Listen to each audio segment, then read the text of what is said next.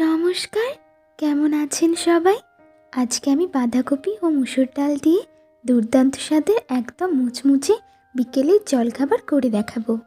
এটা অবশ্য গরম গরম ভাতের সাথেও খেতে অপূর্ব লাগে।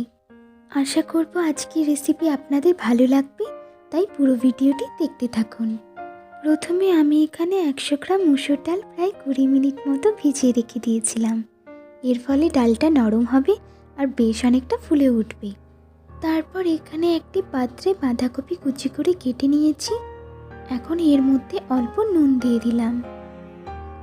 বাঁধাকপির সাথে নুনটা ভালোভাবে মেখে নিচ্ছি আর বেশ কিছুটা সময় নিয়ে এভাবে হাত দিয়ে চটকে বাঁধাকপিটাকে নরম করে নিতে হবে। বাঁধাকপিটাকে নরম করে নিয়েছি। এখন অন্য একটি পাত্র নিয়ে তার মধ্যে বাঁধাকপিটা দিয়ে দিলাম। তারপর দিয়ে দিচ্ছি মুসুর ডালের পেস্ট।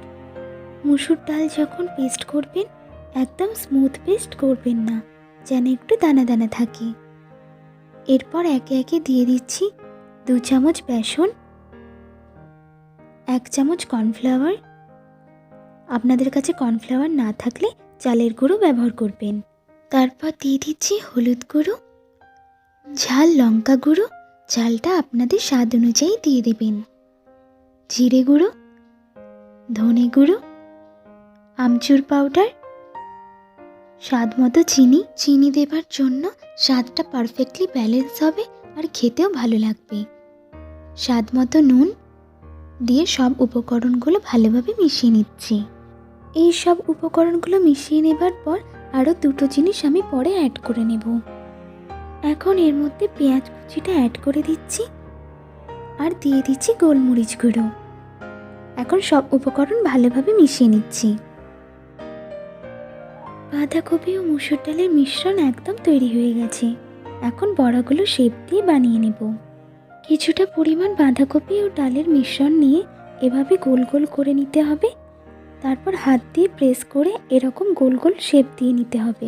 আমি এখানে গোল শেপ দিয়ে বানিয়ে নিচ্ছি, আপনারা আপনাদের পছন্দ মতো শেপ দিয়ে বানিয়ে নেবেন। আপনাদের যেন বুঝতে অসুবিধে না হয়, তাই আরেকটা বানিয়ে আমি দেখিয়ে দিচ্ছি। এভাবে প্রত্যেকটা আমি বানিয়ে নেব। প্রত্যেকটা আমার বানানো হয়ে গেছে। এখন এগুলো ভেজে নেব। গ্যাসে কড়াই চাপিয়ে তার মধ্যে রিফাইন্ড অয়েল দিয়ে দিলাম। আপনারা চাইলে সর্ষের তেলও ব্যবহার করতে পারেন। তেলটা একটু গরম হোক। তেলটা গরম হয়ে এসেছে। এখন একে একে বড়াগুলো তেলের মধ্যে দিয়ে দিচ্ছি। সব বড়াগুলো দেওয়া হয়ে গেছে। এখন মিডিয়াম ফ্লেমে গোল্ডেন ব্রাউন করে ভেজে নেব। বেশি ফ্লেম দিয়ে ভাজলে ওপর থেকে কালার চলে আসবে, কিন্তু ভেতরটা একদম কাঁচা থেকে যাবে। ফিরে এলাম। এক সাইড খুব সুন্দরভাবে ভাজা হয়ে গেছে। এখন উল্টে দিচ্ছি। আর একটা সাইডও ঠিক একইভাবে ভেজে নেব।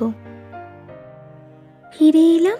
দুটো সাইডই খুব ভালোভাবে ভাজা হয়ে গেছে আর কালারটাও একদম পারফেক্ট হয়েছে। এখন নামিয়ে নিচ্ছি।